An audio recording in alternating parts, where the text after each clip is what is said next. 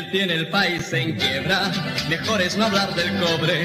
La gente cocina piedras y eso que se llama Salvador. La patria se ha puesto luto, al negro y mercado negro, todo sube por minutos. Y eso que se llama Salvador, la prepotencia del JAP, el sectarismo del CUP y el matonaje del CAP nos tiene sin ver la luz. El pueblo ya se cansó, la mentira lo aburrió, ya que el cambio del patrón no es revolución.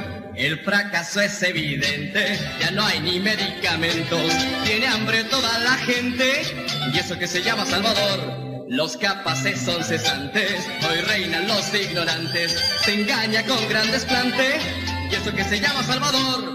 La prepotencia del JAP, el sectarismo del CUP y el matonaje del CAP nos tiene sin ver la luz. El pueblo ya se cansó, la mentira lo aburrió, ya que el cambio de patrón no es revolución. El fracaso es evidente, ya no hay ni medicamentos, tiene hambre toda la gente, y eso que se llama Salvador. La democracia cristiana dará su respuesta en marzo, se escuchará fuerte el llanto, desde que se llama Salvador, desde que se llama Salvador, desde que se llama Salvador, desde que se llama Salvador.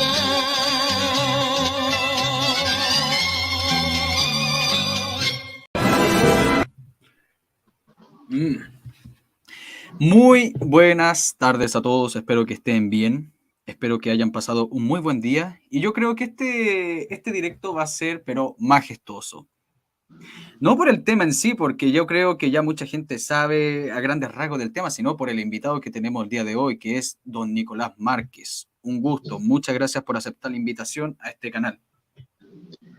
Bueno, el agradecido soy yo de que me abra las puertas de tu espacio para poder conversar y comentarle un poco a los amigos que nos están mirando de qué se trata mi nuevo libro, que está muy vinculado a Chile y que estaremos presentando en agosto en Viña, Santiago, Valparaíso, y que es un libro disruptivo, con un título muy provocativo, muy beligerante, muy documentado, y bueno, ojalá que sea del agrado del lector o de interés del lector. Así que gracias por permitirme difundirlo.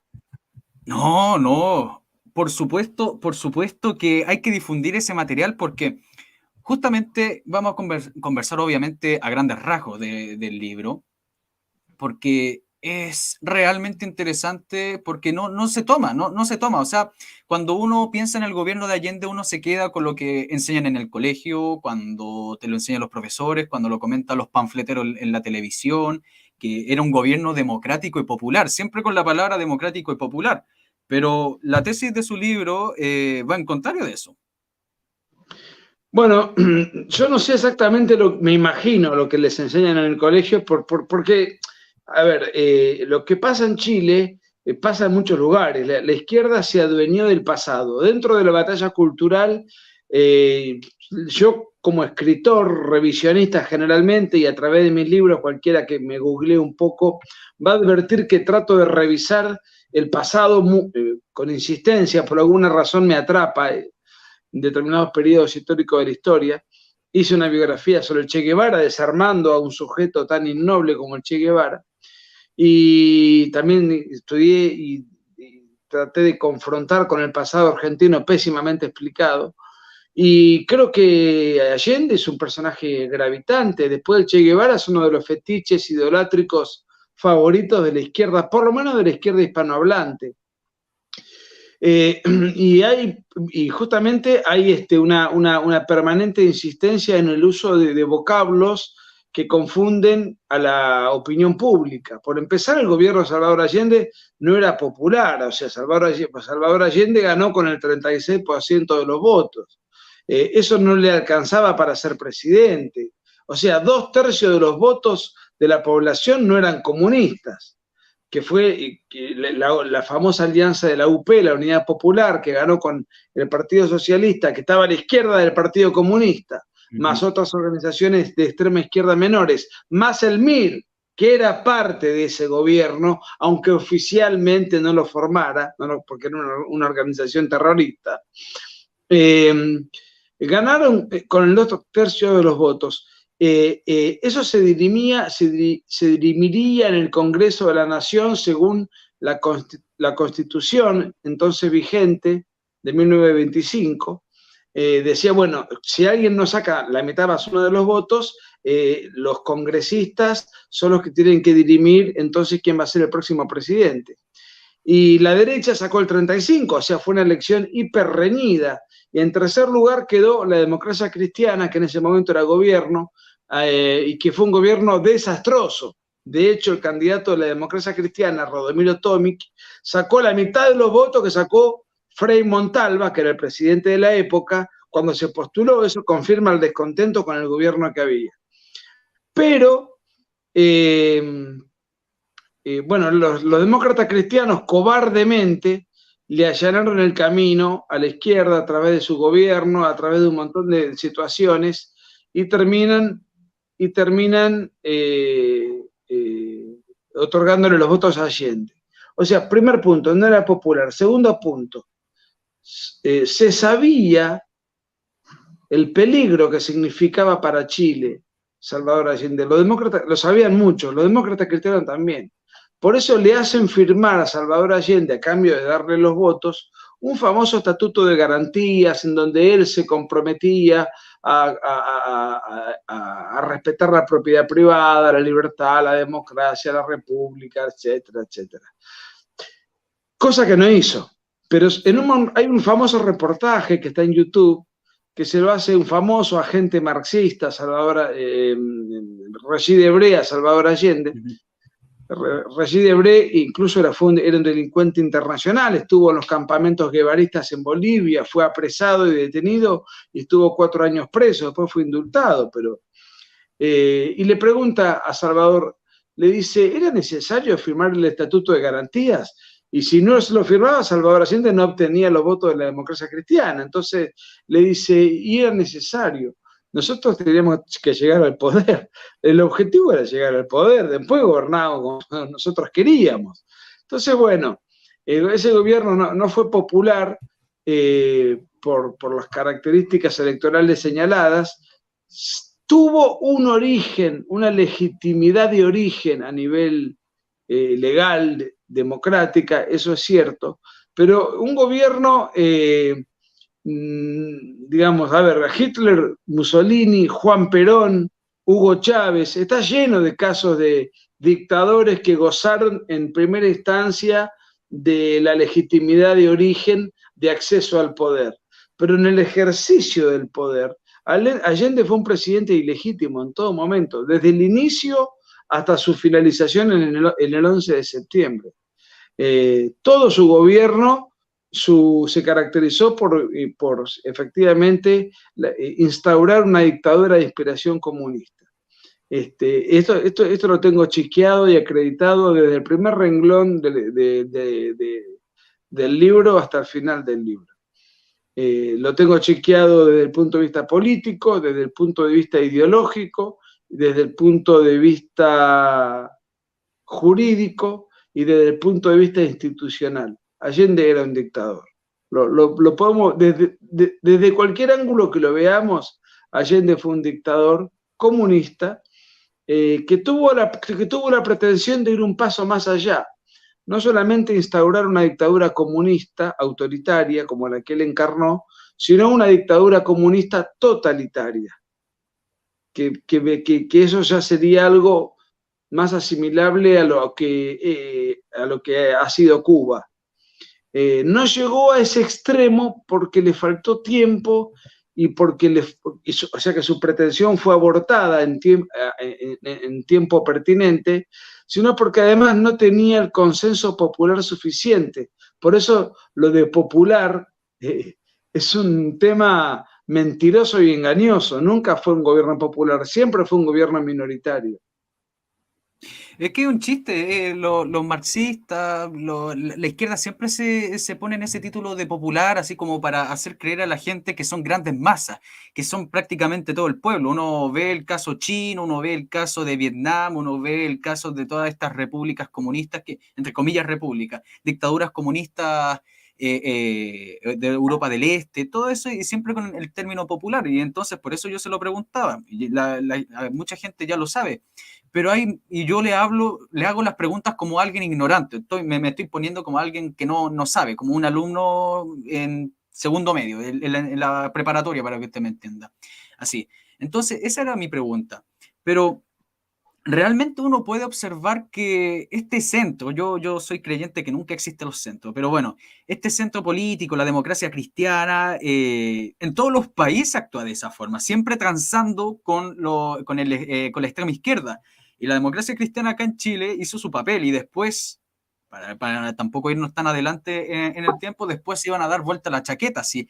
La democracia cristiana son expertos en dar vuelta a la chaqueta. No sé si usted me entiende esa terminología, o sea, cambiando de postura. ¿A eso se refiere a dar vuelta a la chaqueta? Mire, yo comienzo el libro con un primer capítulo que se llama El Kerensky chileno. Y esto va en honor a un libro viejo, muy viejo, Sí. de los años 60, publicado en Chile, que se llamó Frei el Kerensky chileno. Después fue publicado en Argentina porque fue prohibido en Chile durante el gobierno de Frei Montalva. Es un libro que escribió un brasileño, Fabio Xavier da Silveira, editado por una organización católica que se llama Tradición, Familia y Propiedad. El libro publicado, yo no sé si en Chile en el 67 o en el 68, en la edición que tengo yo, por lo menos en Argentina, del 68, explica todo lo que está pasando en el proceso de la democracia cristiana, la izquierdización de la democracia cristiana, la cantidad de elementos comunizantes dentro de la democracia cristiana, la reforma agraria, la relativización del derecho de propiedad, un montón de cosas que estaban pasando. Que ponían de manifiesto que Frei era una suerte de antesala de un comunismo que podía llegar a venir.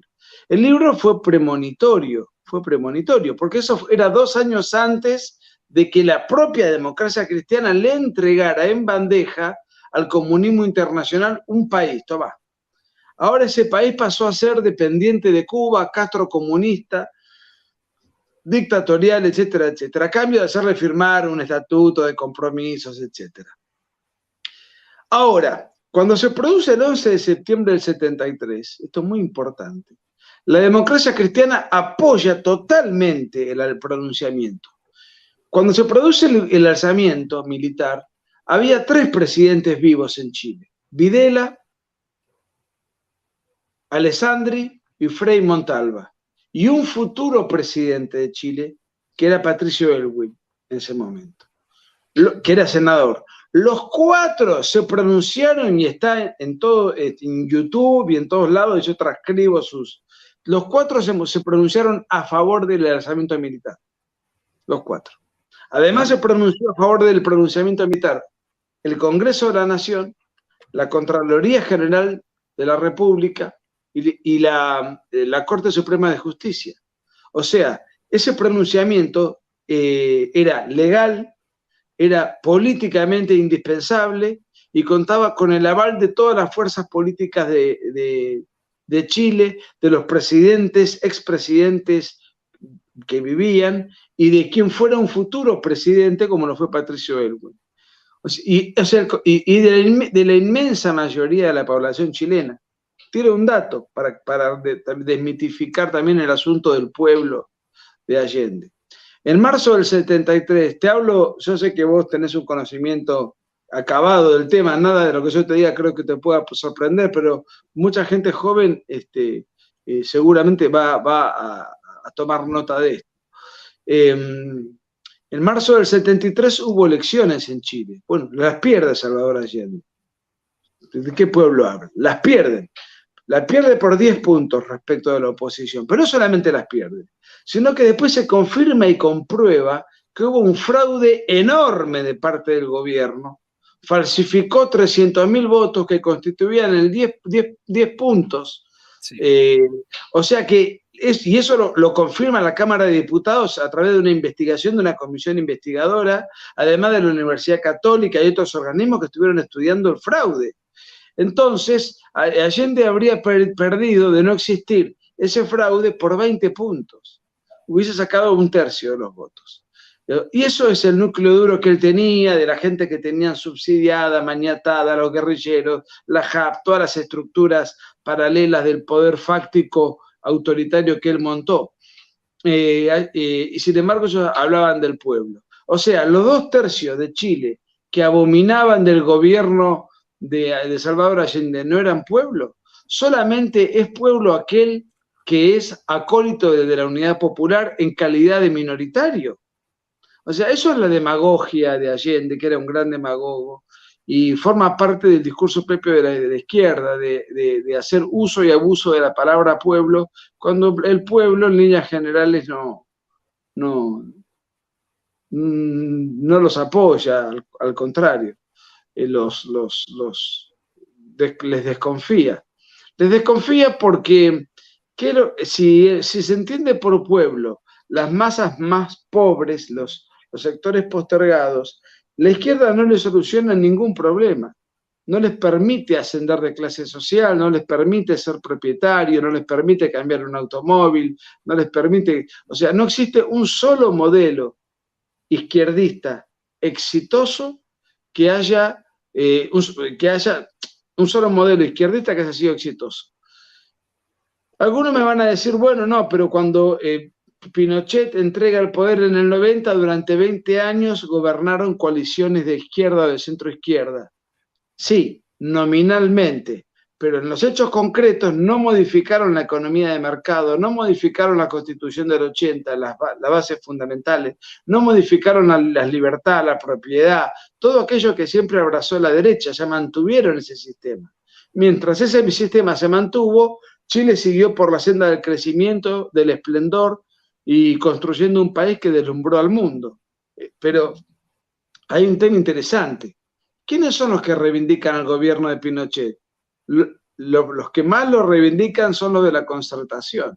Aunque no lo digan verbalmente, si al continuar aplicando la política heredada del gobierno militar en materia económica, en materia institucional y en materia constitucional, más allá de modificaciones colaterales y accidentales que le han hecho a esa Constitución, al seguir con ese esquema ya heredado durante 20 años consecutivos, los que están reivindicando al gobierno militar son los de la Concertación.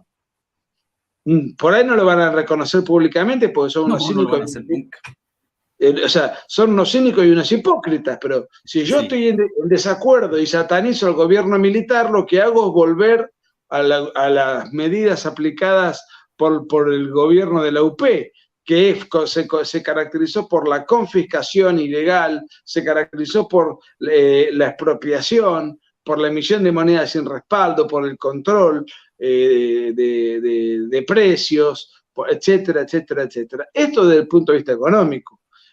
Además, desde el punto de vista más político y de libertades civiles, el gobierno de la UP cerró diarios, persiguió periodistas, encarceló opositores, prohibió las reuniones públicas, intentó llevar adelante un adoctrinamiento infantil en las escuelas, en la famosa ENU, Educación Nacional Universitaria, tenía brazos paralelos de guerrilla y terrorismo que formaban parte de la estructura de la UP y que aplicaba el crimen político a la orden del día. Muchas organizaciones, en total 12. La más importante fue el MIR, pero, por ejemplo, organizaciones terroristas que cometieron magnicidios, como el asesinato del vicepresidente Pérez Sujovic, eso lo cometieron guerrilleros y asesinos indultados por Allende de manera masiva.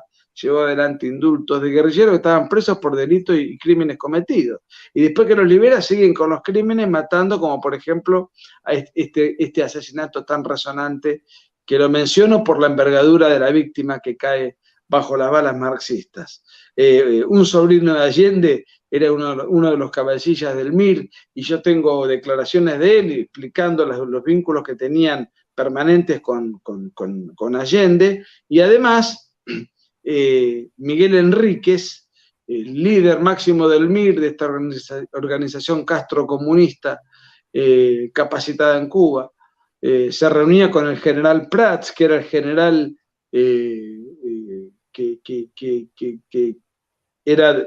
que cumplía una función militar no al servicio de su patria, sino al servicio de la revolución de Allende. Él y otros tantos que lo acompañaban, ¿no? O sea, fue una tragedia para Chile. Las hambrunas, las carestías, las filas. Y además, hay hechos que son insólitos. Por ejemplo, Allende emite un discurso que transcribo en mi libro, encendido, elogiando de manera tremenda, exacerbada, a Stalin, que era su figura de cabecera, su héroe. Stalin, después de Mao Zedong, el carnicero más grande de la historia. Un tipo que forjó crímenes en masa por millones. Bueno, ahí estaba Allende. Allende iba constantemente a la Unión Soviética. Su gobierno era un apéndice de la Unión Soviética. La Unión Soviética le financió a Allende la campaña de la UP en el 70. La Unión Soviética financiaba a Allende a través de la KGB desde 1961 y Allende estuvo en los famosos congresos de fin de la década del 60, que se llevaron adelante en La Habana, que tenían como finalidad edificar un cónclave del comunismo internacional para promover la revolución marxista a través de la guerrilla generalizada en todo el continente. O sea, Salvador Allende era eso. Por eso la democracia cristiana trata de decir, bueno, te damos los votos, pero vos me firmás todos estos compromisos. Porque sabían lo que se venía. Y por eso los sectores más preocupados llevaron adelante infructuosos intentos para que Salvador Allende no ascienda al poder. Eso generó, por ejemplo, la muerte del general Schneider, etcétera, que yo no lo hice en el libro. Por eso tenía un propósito político de desesperación, porque se sabía lo que se venía. Sin embargo, los irresponsables de la democracia cristiana le entregaron el voto y después terminaron apoyando al gobierno de Pinochet, aunque después terminaron satanizando a Pinochet, porque son unos hipócritas, porque están contrariando al mismo gobierno que ellos impulsaron con todo entusiasmo y con todo énfasis, ¿no? Eso es lo que recién usted dijo, es darse vuelta la chaqueta. O sea, un día son azules, el otro día son verdes, el otro día son amarillos, el otro día son rojos, así es la cuestión. Pero si usted me permite, mire, justamente tengo preparado un documento. Semanas después del pronunciamiento militar, Patricio Elwin, uno de los principales líderes de la democracia cristiana, validó políticamente la acción de las Fuerzas Armadas de Chile al declarar en una entrevista a un corresponsal de News Service de Washington y Bonn. La llamada vía chilena de construcción del socialismo, que empujó y enarboló como bandera a la unidad popular y exhibió mucho en el extranjero, estaba rotundamente fracasada. Y eso lo sabían los militantes de la Unidad Popular y lo sabía Allende. Y por eso ellos se aprestaban, a través de la organización de milicias armadas, muy fuertemente equipadas, que constituían un verdadero ejército paralelo, para dar un autogolpe y asumir por la violencia la totalidad del poder. En estas circunstancias, pensamos que la acción de las Fuerzas Armadas simplemente se anticipó a ese riesgo para salvar al país de caer en una guerra civil o en una tiranía comunista. Ahí tienen, es el caso del expresidente Patricio Elwin. Ahí tienen un dato, demócrata cristiano. No pueden venir la izquierda a decir que era un facho, era un tipo de extrema derecha, porque todos sabemos que Elwin no lo era. Y era lo que se estaba viviendo en ese momento, sobre todo al final del 73, había mucha gente que sabía que esta gente se iba a tomar el poder, porque ellos ya sabían que esta, entre comillas, vía del socialismo democrático, que todos sabemos que ahí hay un tongo metido ahí. Yo siempre he puesto, no sé si usted estará de acuerdo con mi opinión, pero yo siempre he pensado que Allende no se atrevió a tirarse con la línea dura del marxismo porque la gran mayoría de Chile no lo era, ni no quería tampoco eso. Entonces, literalmente quería instaurar una especie, no sé cómo denominarlo, como una especie de gramchismo a la chilena, porque vemos que este hombre metió gente de sus partidos políticos por todos lados, incluso en la PDI. La PDI en esta época era una policía política. La PDI es la policía de investigaciones, es otra policía que tiene Chile, aparte de los carabineros. Y en esta época ponía literalmente militantes del Partido Socialista dentro de la PDI, y la PDI se encargaba de ir a sacarle la mugre, paliza, persecuciones a gente que era de la derecha y de la democracia cristiana. Eso está totalmente registrado. Bueno, yo creo que la personalidad de Allende es una personalidad sumamente compleja, a punto tal que yo en el libro transcribo informes de inteligencia de Alemania comunista y de Rusia, en donde además se recogen opiniones reservadas de Carlos Altamirano, que era el secretario general del Partido Socialista, y de Luis Corbalán, que era el secretario general del Partido Comunista. O sea, Allende, Corbalán y Altamirano eran las tres cabezas fuertes de esa coalición. Después estaba el MAPU, había otras estructuras, ¿no? Pero, ¿qué decían Corbalán y otros? Y Altamirano y otros gravitantes? Le atribuían a Allende que por tener un origen social alto, de clase media para arriba, y tener gustos refinados, y que le gustaban los buenos vinos y las mujeres de guapas de clase alta, y se vestía siempre impecable, tenía toda una composición de gustos y de usos y costumbres que le impedían tener el coraje y el arrojo como para llevar la revolución al extremo. Yo no creo en esa teoría demasiado, primero porque Altamirano, que era un exaltado y un fanático, también era un hombre bien. Segundo, porque un tipo como Fidel Castro también venía de una clase acomodada. El Che Guevara era un aristócrata, o sea que yo no confío en esa tesis. Yo creo que por características, o sea, no confío en que el problema haya sido el origen social de Allende. Yo creo que era un personaje que creía en lo que iba a hacer, sabía del enfrentamiento. Se lo dice él a Regis Debray en el famoso reportaje que cité hoy, que está en YouTube, donde él le dice, Regis Debray le pregunta, ¿va a haber enfrentamientos? ¿Cómo no va a haber enfrentamiento si yo soy marxista-leninista y vamos a hacer una revolución? Y además era claro eso. No sé si lo hemos hablado, te pido disculpas porque me han hecho tantas notas que a veces digo cosas y repito. No, adelante. El tirano Fidel Castro, lo hablamos esto, que estuvo un mes en Chile. Sí. Eso lo hemos charlado aquí, porque te pregunto porque bueno, un escándalo diplomático.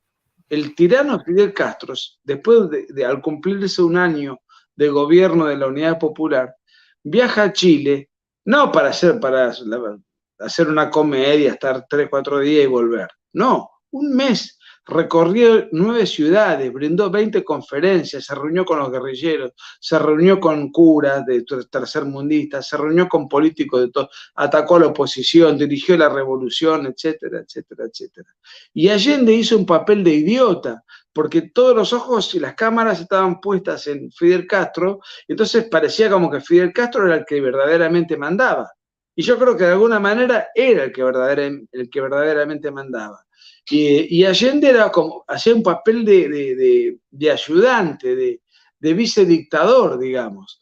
En ese sentido, claramente, un mes entero que esté Fidel Castro en tu país dirigiendo la revolución, queda muy claro el rumbo, el sentido, el espíritu. Inclusive hay en ese reportaje de Regis Debray que es muy importante, yo transcribo muchos pasajes. En un momento determinado, Allende le muestra a Regis Debray un librito escrito por el Che Guevara en una reunión mano a mano que él tuvo con el Che Guevara en Cuba, antes de que Allende fuera presidente, por supuesto, porque el Che muere en el 67 y Allende asume en el 70. pero le regala un librito muy malo de instrucción militar precaria, pero lo importante es la dedicatoria. Le dice a Salvador Allende, quien por otras vías tiene exactamente los mismos objetivos que nosotros. ¿Cuál era el objetivo? Edificar un totalitarismo comunista. Y además, constantemente, todos los ideólogos, desde Joan Garcés, que era el ideólogo de Allende, traído desde España, hasta Corbalán, Altamirano y otros personajes de la ultraizquierda gravitante de la coalición de la Unidad Popular, siempre hablaban de la vía pacífica al socialismo y de la vía violenta, y del pasaje de una vía a la otra según el caso. Yo avanzo pacíficamente por acá, te voy aplastando las libertades sin matarte, hasta que vos reacciones. Una vez que se produzca la reacción, porque te tengo arrinconado y acorralado, se produce el traspaso.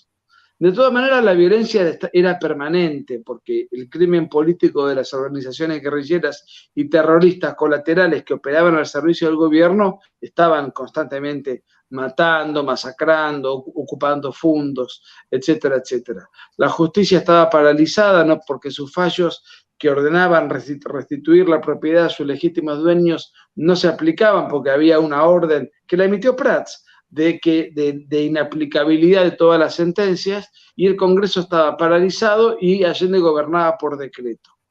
En ese momento los decretos del presidente solamente estaban facultados constitucionalmente para ser emitidos en caso de guerra, catástrofes, terremotos, situaciones de excepción. Sin embargo, Allende las usaba todos los días para cualquier detalle menor. O sea, se gobernaba de esa manera. Las instituciones de la República eran una caricatura, hacían la comedia, no tenían gravitación, eran nada, así, cumplían un rol paródico. Las verdaderas organizaciones que operaban y que tenían poder en Chile eran la JAP, el GAP. El GAP era otra cosa que, para contarle a los más jóvenes, estoy hablando mucho, estoy aburriendo, no quiero por ahí... No, adelante, adelante. No, y eso es bueno, porque este canal hay mucho joven en este canal, entonces muy bueno que hable y se explaye todo lo que usted quiera. No, porque hay cosas que son insólitas. Sí. Cualquier presidente de cualquier país normal, democrático, constitucional, incluso de otra índole, tiene una custodia presidencial legal, que no sé si en el caso de Chile eran los carabineros o una estructura de una fuerza de seguridad legal que protege al presidente. Bueno, en el caso de Salvador Allende, desatendió la legalidad de su protección personal y se rodeó de lo que se llamó el GAP, que era el grupo de amigos del presidente, que eran agentes cubanos, increíble, cubanos custodiándolo a él, y el líder del GAP era un líder del MIR, una organización terrorista ilegal, que fue Marambio, de apellido, el Guatón Marambio. Sí, Marambio. ¿Cómo se llama? No es Max Marambio, pucha, tiene otro nombre, ¿cómo se llama? Max, el Guatón, le decían. Sí, el Guatón Marambio. Yo tengo ahí la declaración en el libro, el miembro del MIR, en donde los miembros del MIR dicen: vos sos la persona indicada. Además de estar rodeado de agentes cubanos, castristas, uno de los miembros del GAP cubanos fue quien sedujo a Tati Allende, hija de Salvador Allende. Él estaba casado, pero la seduce en una operación de inteligencia para tratar de casarse con ella y estar cerca de Allende. Y después, cuando Allende cae y van a Cuba, él le cuenta la verdad, tenía otra familia paralela en Cuba. Esta mujer no pudo soportar el disgusto, parece, y se pegó un tiro. O sea, se pegó un tiro el abuelo, se pegó un tiro la madre, y la nieta hoy es funcionaria que maneja las Fuerzas Armadas en el desastroso gobierno de Boric. Pero lo que quiero poner de manifiesto es que el que manejaba el GAP era un líder del MIR. Entonces, cuando los ideólogos mentirosos pretenden desligar a Allende de los crímenes del MIR, están faltando a la verdad. El vínculo del MIR con Allende era de familiaridad total. Ahora, hay un punto que tú señalaste que es difícil de dilucidar. Yo mismo he tenido dificultades. Allende iba hacia la revolución, pero había sectores más radicales que querían apurar con mayor velocidad la situación. Verbigracia, el MIR, Altamirano y el propio Corbalán. Y Allende avanzaba a otro ritmo que no sabemos bien cuál era. Yo lo que creo es que él no tenía coraje personal, y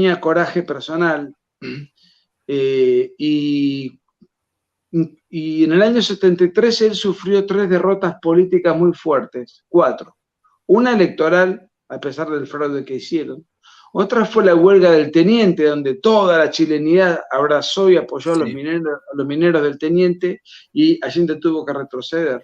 Que supuestamente, perdóneme que se lo diga, que supuestamente siempre la izquierda dice que los mineros son de extrema izquierda, y todos los mineros en esta época, supuestamente, lo que dicen en los colegios, apoyaron a Allende. Entonces esta huelga literalmente refuta lo que ellos andan predicando.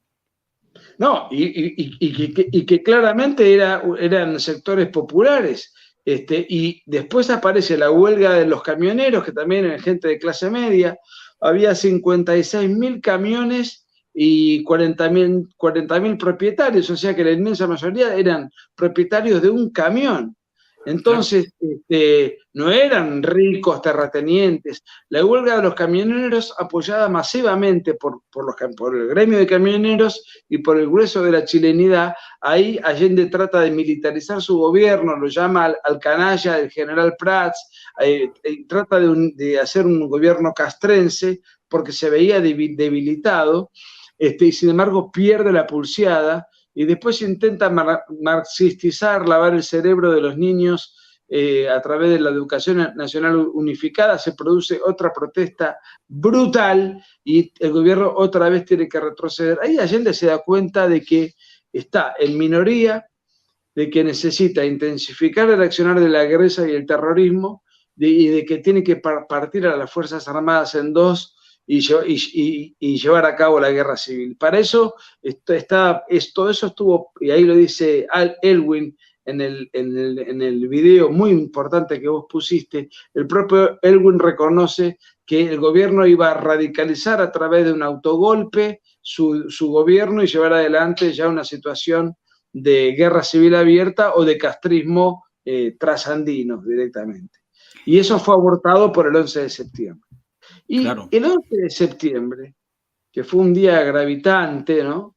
Es una situación interesante porque nadie salió en defensa de Allende. Solamente los terroristas estaban dentro de la Casa de la Moneda, pero no hubo movilizaciones, protestas, los guerrilleros en masa salieron a la palestra a defender la revolución. Claro. Es más, las nuevas autoridades ordenaron a la población no salir a la calle para evitar disturbios, y sin embargo están las filmaciones de la gente celebrando masivamente la algarabía de la caída del dictador Allende. Y Allende, que a mi juicio le faltaba coraje personal, y según sus autopsias, en ese momento en la mañana se toma entre 1 y 4 whiskies para darse coraje, se pega un tiro apoyando la metralleta que le obsequió el tirano Fidel Castro, la pone entre sus piernas, está sentado y repercute, el percutor lanza 2 disparos. Esto hay un testigo, que es el doctor Guijón, que era médico personal de él y que estaba allí cuando se produce el episodio. Es el único testigo que vio el episodio. Y que la izquierda intentó silenciar a un médico marxista, amigo de Allende, y era el único testigo, porque intentaron venderle al mundo un asesinato, un crimen, claro, de los fascistas. Sí. Esto lo intentó vender el mentiroso de Fidel Castro, el miserable de García Márquez y toda la propaganda. Recién en el 2010, cuando se exhuma el cadáver de Salvador Allende, todos los peritos internacionales y chilenos y oficiales y de parte, sin excepción de ningún tipo, confirmaron que Allende se suicidó. El suicidio es una situación extrema muy personal. Yo no puedo estar en la psicología de Allende, pero a mí me parece que era un tipo que se preparó toda la vida para eso, y fracasó. Destruyó la economía chilena, destruyó un país, lo devastó. Nadie salió en su defensa, todo su supuesto liderazgo quedó, digamos, desacreditado por sus vacilaciones, por sus indefiniciones. No se animó a llegar al extremo tampoco porque a ver, vaya a saber uno cuáles eran las contradicciones que tenía en su cabeza, probablemente por temor. Y bueno, finalmente se pegó un tiro escapándose de sí mismo y escapándose de la responsabilidad política y moral que le correspondía por haber hecho un gobierno tan desastroso, ¿no? Son algunas de las conclusiones que te adelanto, están en mi libro, pero entre muchas otras, de por qué pasó lo que pasó. Pero no, obviamente, en última instancia, son especulaciones. Yo no puedo saber qué motivó a Allende a suicidarse. Que por otra parte, si uno, y está transcrito en el libro, algunos pasajes, escucha y presta atención a preanuncios que él hace radialmente en ese momento, el día del 11 de septiembre, él da a entender que es su último mensaje, dice que es la última vez que me he dirigido a ustedes, o sea, el suicidio lo anticipa verbalmente, y después lo materializa. Y Allende no tiene méritos para ser venerado, no fue un hombre de la democracia, fue un hombre dependiente de la Unión Soviética, un agente soviético, panegirista de Stalin, apoyado en el terrorismo y en la guerrilla, pretendió llevar el castrocomunismo en su país, estuvo en Cuba preparándose para eso y gravitando en ese sentido, persiguió opositores, periodistas, encarceló huelguistas, se mataron constantemente gente del ámbito opositor, la justicia amenazada y amedrentada, hizo tabla rasa de toda la institucionalidad y llevó a Chile a una situación de pobreza y hambruna materializada visiblemente a través del repiquetear de las ollas de las mujeres de Chile, que todas las noches miles y miles salían a hacer batir sus cacerolas, a pesar de que estaba prohibida la reunión. ¿Cómo están prohibidas las reuniones en un país democrático? Mire, don Nicolás, mire, justamente tengo algo para mostrarle a la gente. A ver.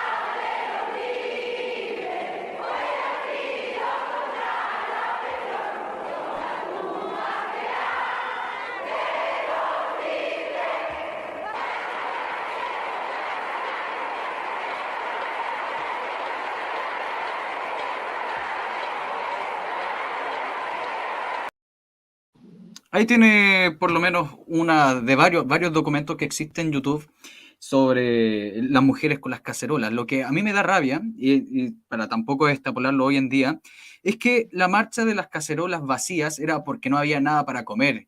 Y justamente en el año 2019, con la insurrección de octubre, mal llamado estallido social, toda esta gente progre caviar, estos comunistas caviar, usando esta forma de reclamar al Estado con las ollas vacías, pero en este caso, 2019, la gente no tenía hambre y tenía para comer.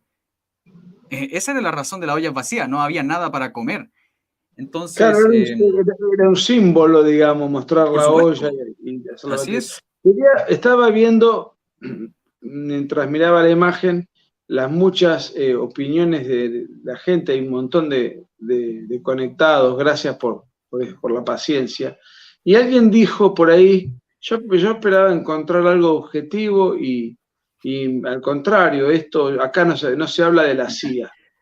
Quiero aclarar que en mi libro, por supuesto que hablo de la CIA. Y quiero decir dos cosas, si me permites. Adelante. Primer punto, el mundo estaba en Guerra Fría. O sea, segundo punto, Allende estaba financiado por la KGB. La KGB lo financiaba desde el año 61. Le financió la campaña a la Unidad Popular. La KGB era el servicio de espionaje soviético. Y después la Unión Soviética le desembolsó constantemente apoyo para sostener su revolución, además de todos los guerrilleros entrenados en La Habana y los guerrilleros que eran cubanos, que estaban apoyando al gobierno. Entonces, de esa injerencia no habla la izquierda. De esa injerencia extranjera no habla la izquierda. Habla así de la injerencia de la CIA. Bueno, ¿cuál fue la injerencia de la CIA? Fue ínfima. Yo tengo los números de subsidios de la KGB y los de la CIA eran ínfimos comparados con los de la KGB. Y era legítimo que la CIA interviniese. ¿Por qué? Porque se les estaba metiendo en América Latina, con el apoyo soviético, con financiación soviética, un régimen comunista que iba a ser otro satélite en medio de la Guerra Fría. Entonces la CIA quería abortar eso, es entendible, pero fue una reacción ante una situación financiada desde la década del 60 por la KGB. Entonces la CIA apoyó, sí, con montos muy inferiores y de alguna manera la injerencia extranjera de la que habla la izquierda, bueno, miremos un poco el panorama integral. La CIA financió en una cantidad ínfima comparada con la que fue financiada Chile a través de Rusia y la KGB. Eso está en el libro, tengo los números, tengo los datos, tengo todos los archivos desclasificados de Kissinger, de los archivos propios de la KGB. O sea, eso está. Y además había una argumentación norteamericana que tiene que ver con lo siguiente. Y cuando Allende llega al poder, se producen estatizaciones masivas de empresas. Se estatizan las empresas norteamericanas y no se les paga indemnización. Entonces el gobierno norteamericano se siente enemistado y rompe vínculos porque dice Allende no nos, o sea, está apropiando empresas de nuestro país, pero no nos está pagando la correspondiente indemnización. O sea que también era lógico, había políticas de agresión manifiesta del Chile para con Estados Unidos y de subsidios manifiestos de la KGB para con Chile. Entonces, que la CIA interceda no me parece algo tan tremendo, me parece lo natural. Hay No, es alguien las dice, críticas que le hacen. Neruda era un agente de la KGB. Interesante. Sí. Neruda, además de haber tenido cargos diplomáticos y cargos en el Estado en diferentes situaciones, también es cierto que Neruda le dedicó al genocida Stalin un histórico panegírico, era un elogio brutal al genocida Stalin, y probablemente por ser un hombre de ultraizquierda, no haya tenido mayores inconvenientes para ganar el premio Nobel. No le quiero quitar mérito literario, lo que digo es Borges, que también tenía sus grandes méritos literarios, esto lo confirma María Kodama, la mujer de Borges, y lo propongo en el libro. A él no le dieron el premio Nobel porque tuvo una reunión con Pinochet, pero a quien sí tuvo elogios encendidos y le dedica un poema que creo que se llama Stalin Capitán. Yo transcribo fragmentos de ese poema. A Stalin, el propio Neruda, y lo mismo, y hace incluso elogios encendidos cuando se muere Stalin en los años 50. No son escritos posteriores a su premio Nobel. Bueno, lo que pasa es que la batalla cultural es así, la izquierda domina la cultura, la historia, la filosofía, la sociología, el periodismo, la comunicación. Entonces, bueno, yo trato de dar la batalla cultural con lo que puedo y con lo que tengo, que es muy poco comparado con lo que tiene el enemigo. Aclaro la palabra, porque no los considero adversarios, los considero enemigos. Y el libro, que es La dictadura comunista de Salvador Allende, va a salir en Chile dentro de 10 días. Va a salir en Argentina, va a salir en España y en Italia. ¿Sabe qué? ¿Sabe lo que puede hacer? Perdóneme, ¿sabe lo que puede hacer? Ya que usted tiene mi contacto y mi canal se basa de pura historia de Chile, usted me avisa cuando ya esté justamente el día y yo se lo voy a difundir por todo el canal, ¿ya? Porque bueno, te es fundamental agradezco su y libro. quiero invitar a la gente a que si quiere ya se puede sumar a la preventa. Se han vendido muchos cientos, a la preventa y lo van a recibir ni bien salga, ya por encomienda, a un precio menor, por un descuento. Y para ello pueden meterse en mis redes, en mis historias, ahí van a ver el link para comprarlo, o en el Instagram, estoy hablando de Instagram, ¿no? En el Instagram de la revista Individuo, que son los editores del libro, y están vendiendo y realmente no dan abasto, es muy buena la repercusión. Y lo consiguen a un precio mucho más barato que el que va a tener cuando el libro esté en la calle. Y yo voy a estar presentándolo en Chile en agosto, del 10 al 14 de agosto.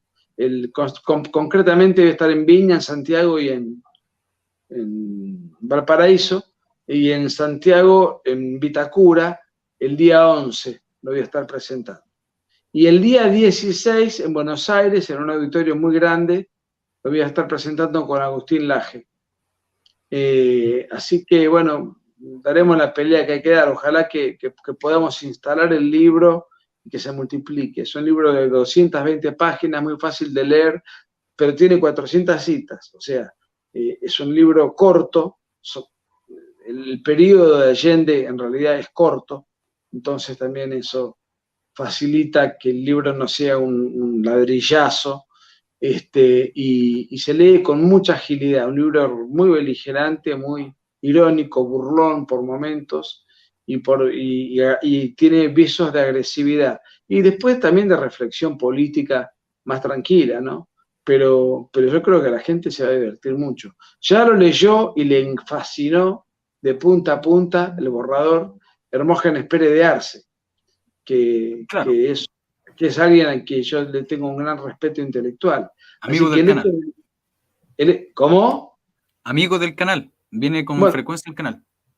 Entonces, que él haya revisado y supervisado el libro y le haya parecido una cosa muy buena, muy positiva, muy elogiosa, me dijo, es homérico, es revolucionario, así me dijo. Me dijo de cosas que yo no las sabía, cosas que me honró, me sorprendió.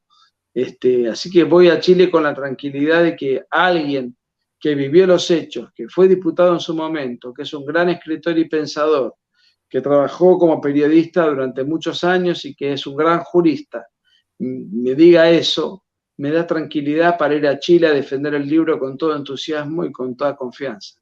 Y tratar de desenmascararle a la izquierda un ídolo de cartulina, de cartón, un gigante de utilería, un verdadero personaje innoble que no tuvo ni siquiera la valentía de liderar cuando fue la adversidad, de sobreponerse al miedo, de tener coraje, de salir a la palestra a dar combate. No tuvo a la altura de las circunstancias y acabó pegándose un tiro. Y la izquierda lo venera como un héroe. Bueno, y trató de ocultar siempre el suicidio. Siempre trató de ocultar. No, sí, eso siempre se decía, mire, dentro de los colegios, siempre se decía, no, se suicidó pero eso es lo que cuenta la historia oficial, siempre dando esa cuestión como que la historia oficial es falsa y lo que realmente pasó es que llegó un militar y lo mató. Eso es lo que siempre empiezan a decir los profesores de historia acá en Chile.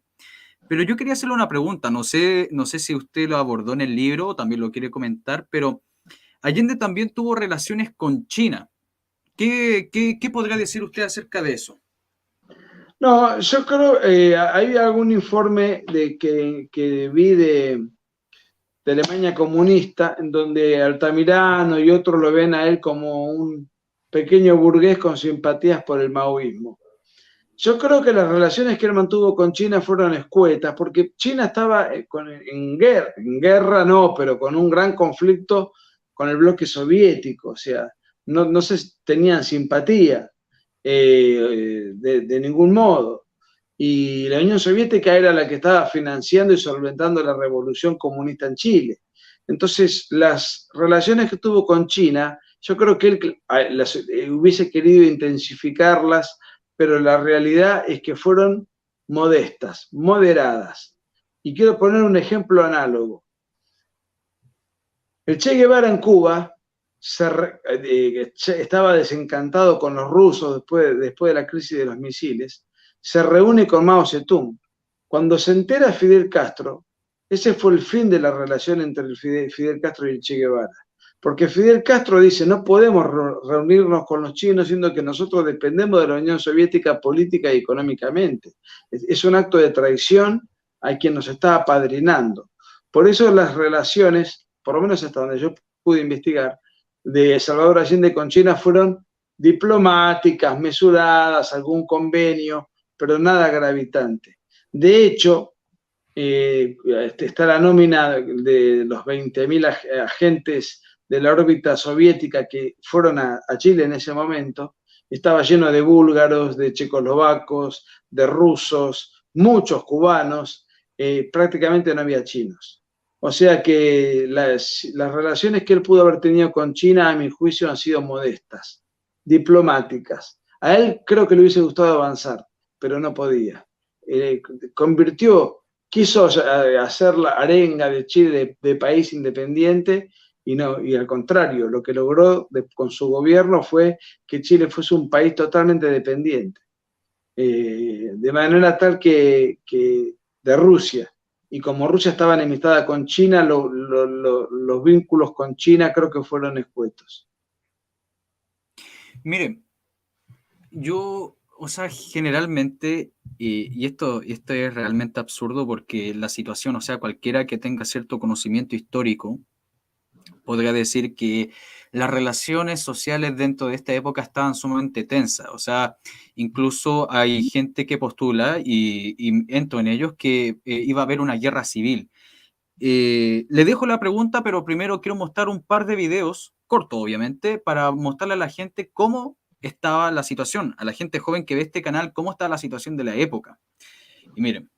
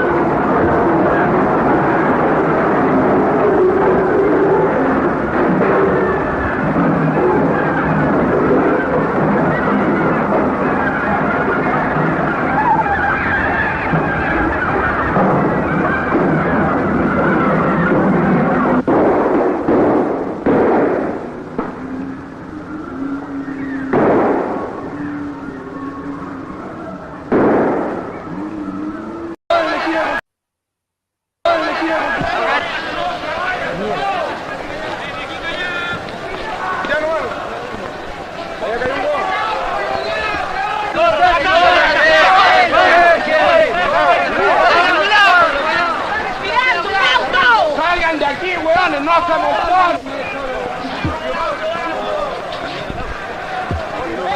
¡Sale de ahí!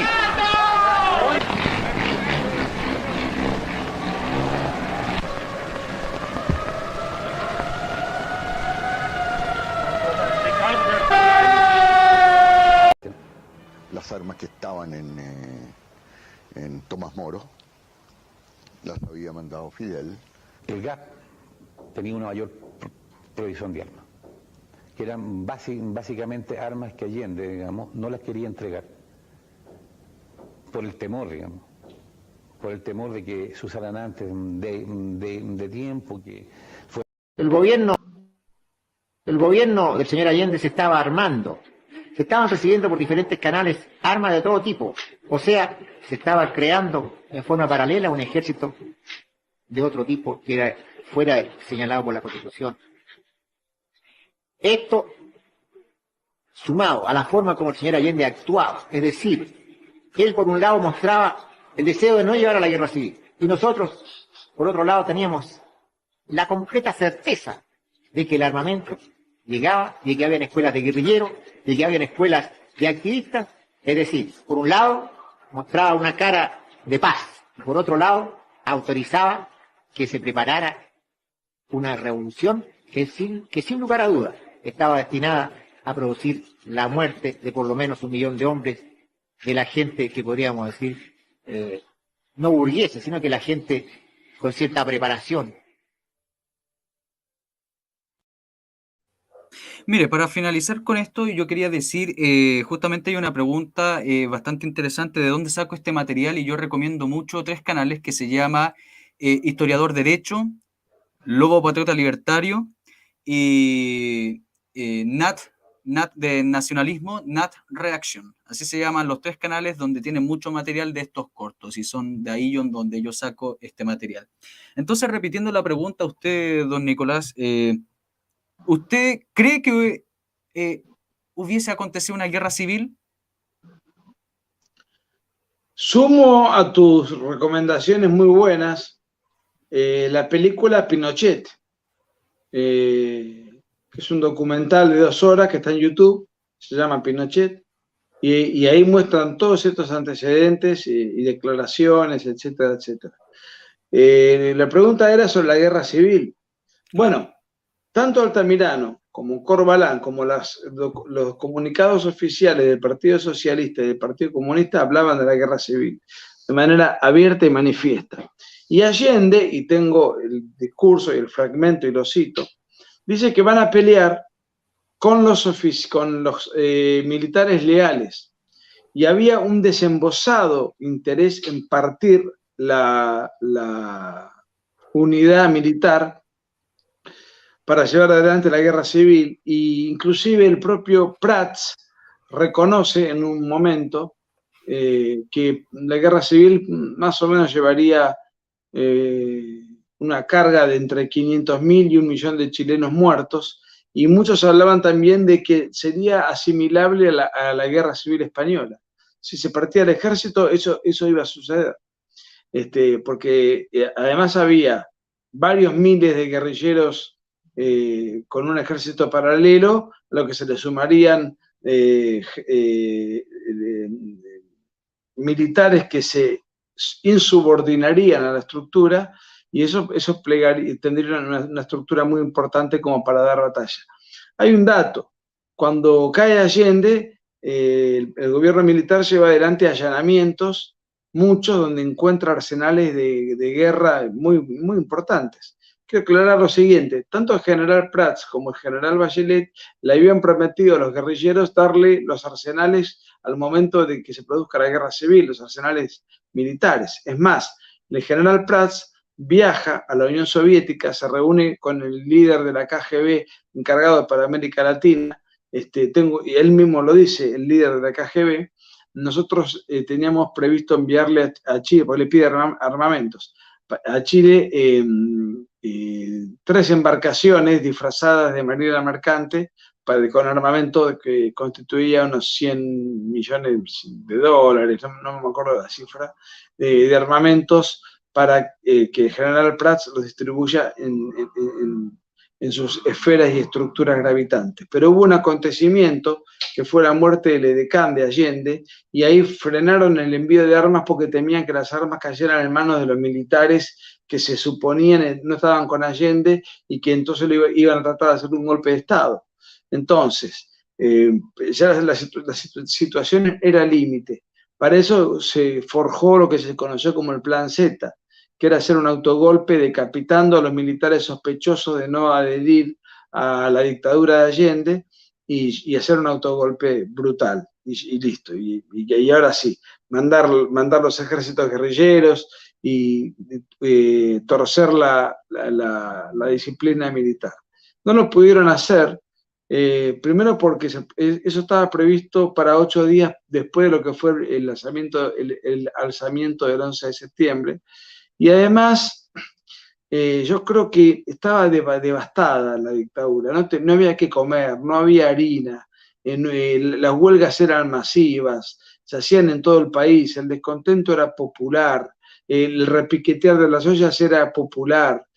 Prats se cae como consecuencia de la falta de apoyo de los generales y militares de su propio cuerpo y tiene que renunciar, haciendo de Pinochet como jefe del ejército. Nadie conocía la ideología de Pinochet. Pinochet fue muy astuto en eso. O sea, había una presión social tan grande que el gobierno estaba arrinconado y acorralado. Lo único que le quedaba era el autogolpe previsto, que fue abortado, porque inclusive la Marina, que era el sector más impaciente de hacer de la revolución militar, adelanta la fecha inicial de llevar adelante el pronunciamiento era el 14 de septiembre, pero lo apuran a Pinochet y a Ley para hacerlo el 11. Sí, claro. Era el último recurso que le quedaba. La dictadura estaba arrinconada institucionalmente, legalmente, políticamente, y posiblemente militarmente, porque la gente que le respondía a Prats, que era el más alto mando, iba a la casa de la mujer de Prats, las mujeres, a hacerles escraches, protestas y manifestaciones, las mujeres de los propios militares que eran los subordinados directos de él. Entonces él arma una reunión, pide apoyo y no lo consigue. Se da cuenta de que era un líder que no lideraba, y ahí renuncia. Y ahí ya se la vio muy complicada Allende, y 15 días después se produce, él renuncia el 22 de agosto. Bueno, ese mismo día la Cámara de Diputados consagra ilegal a Allende, y además de la adhesión de la Cámara de Senadores, de la Contraloría General de la Nación y de la Corte Suprema de Justicia, Allende estaba semi perdido. Encima hay un empobrecimiento generalizado. Si vos me decís, tengo estas complicaciones, pero la gente, tengo el apoyo popular, la gente me quiere, la gente vive mejor, le estamos generando expectativas de vida saludables y de movilidad social ascendente, etcétera, etcétera, por lo menos tengo toda esta cobertura. No, era un descontento brutal. Ese descontento desanimó a los guerrilleros autóctonos y extranjeros a alzarse en armas cuando se produce el 11 de septiembre, pues se dan cuenta de que tenían todas las de perder. Los únicos que pelearon y dispararon eran los terroristas cubanos y de Almir, que estaban dentro de la Casa de la Moneda, del GAP, el famoso GAP, que sí tuvo un tiroteo contra los militares que se alzaron en ese momento, un tiroteo que estaba destinado al fracaso, no tenían manera de poder resistir. Y la unidad de las Fuerzas Armadas y de Carabineros no se rompió en ningún momento. Así, de manera tal que sí, fue una destitución que yo en el libro me encargo de apoyar, porque no me pongo en un lugar neutral. No creo en la neutralidad. Alguien decía que toda neutralidad es artificial. Creo que Mencken decía eso. Había argumentos jurídicos, institucionales, el apoyo de los 3 presidentes entonces vivientes, el apoyo de los 3 poderes del Estado y el apoyo del futuro presidente Elwin, además del apoyo popular. Hay un libro que se llama El Rescate de Chile, que yo lo uso como parte de la mucha documentación consultada, escrito por Eudosio Rabines, un peruano, que en un momento determinado dice una frase que yo se la robo. Él dice, Allende no allí, bueno, eso los escritores hacemos esas cosas. Pero lo digo, estoy diciendo que se la tomé. No, Pues, no se preocupe. la frase dice, Allende no padeció una derrota militar, sino una derrota popular. Las Fuerzas Armadas fueron el último eslabón para sacarlo, pero ya la orden de sacarlo la dio el Congreso, la dio la Contraloría y la dio la Corte. Ahora, el tema es quién lo saca, porque no se va, porque no funcionan las instituciones. Había que aplicar medidas de fuerza raras, irregulares. Bueno, se aplicaron. Mire, hay una pregunta de Chile Soberano y dice, profe, pregúntele a Nicolás, ¿por qué no apresaron a Altamirano durante el golpe y pudo salir al país sin problema? Yo creo que desconozco, pero me parece que apresaron a los que en ese momento estuvieron a mano. Sí. Pero Altamirano habrá visto la oportunidad de escaparse antes de tiempo, pero obviamente Sí. pero no creo que haya sido por un pacto con las Fuerzas Armadas. No. Altamirano olfateó la situación y se fue. Sí, Altamirano no. era muy pillo. Era muy pillo Sí. este tipo. Existe una anécdota con este tipo. Antes, muchas gracias, Miriam por el flow. Este tipo se cuenta que se vistió de mujer para escapar de la Fuerza Armada. No lo sabía. Se vistió de mujer y se escapó de esa forma. O sea, después lo pillaron y después logró de nuevo fugarse y se fue al exilio. Pero una de las cosas que más se le critica dentro de los sectores más duros de la derecha, de los nacionalistas, bueno, de la derecha dura, porque hoy día es todo pura derecha blanda, pero de la derecha tradicional es por qué dejó a que muchos se exiliaran. Y no es tan así porque se dejó mucho que exiliaran, es que era el éxodo de los comunistas, de los socialistas, era bastante fuerte. Entonces lo que hizo el gobierno militar fue literalmente acabar con los elementos radicales, con los que estaban con las armas, con los que estaban en la calle. No tenían tiempo para estar poniéndose en el aeropuerto para decir, este es comunista, no, para acá, tú para acá, tú para acá, tú para acá. No. Principalmente era acabar con la guerrilla que usted ha mencionado todo este rato, con todos estos tipos que están armados, con todo ese armamento que había en Tomás Moro. Todo eso estaba enfocado al gobierno militar durante por lo menos el primer y el segundo año, donde fallece una gran cantidad de elementos de extrema izquierda. Bueno, a ver, la guerrilla y el terrorismo en Chile no ha sido menor. Durante el gobierno de la UP fue tremendo. Sí. Durante el gobierno militar también. Y durante el gobierno de la Concertación cometieron atentados terroristas de resonancia internacional, como el caso Jaime Guzmán. De manera tal que había que hacer una gran tarea de inteligencia, un rastrillaje. Había un terrorismo local y extranjero, se descubrían arsenales, se descubrían armamentos guardados. Hubo creo que no sé si la mencioné, pero dentro del rastrillaje que se hizo, se llegó a la conclusión de que el armamento que fue capturado por las Fuerzas Armadas una vez que el gobierno militar estaba en curso, era una cantidad de armamentos para capacitar y para asistir militarmente a por lo menos 20.000 personas. Ese fue el informe que elevó Chile a la ONU. Había por lo menos arsenal militar para abastecer a 20.000 personas, de manera que no era una broma, no estamos hablando de un grupito de fanáticos, estamos hablando de una organización presumiblemente conformada por 20.000 guerrilleros, más los que se incorporaría si se lograba partir la unidad del ejército. Iba a ser una guerra abierta tremenda. Sin embargo, esos guerrilleros no se animaron. ¿Por qué? Porque vieron que la UP había perdido toda legitimidad, había perdido todo poder en cuanto a la aceptación popular. No se había quebrado la unidad militar, no se animaron, y se dieron cuenta que la determinación era absoluta, cuando dicen, bueno, que Allende salga de la Casa Rosada, que salga vivo, pero que se rinda o vamos a bombardear. Y la bombardearon. La bombardearon con aviones y la Marina toma Valparaíso y va rumbo a Santiago y los tanques del ejército se acercaban a la Casa de la Moneda para arrinconarla y tomarla por asalto. Esto no es una broma. Acá hay una unidad militar, o hay una unidad de carabineros, el país es todo dominio militar. La gente apoya a los militares sentidamente, la economía es un empobrecimiento brutal, entonces los guerrilleros no se animaron, se exiliaron, se escaparon o se escondieron. Y ahí empezó la racia y la búsqueda de los guerrilleros y terroristas criminales locales y extranjeros que estaban en Chile para sostener a una dictadura comunista. A ver, eso fue una suerte de guerra.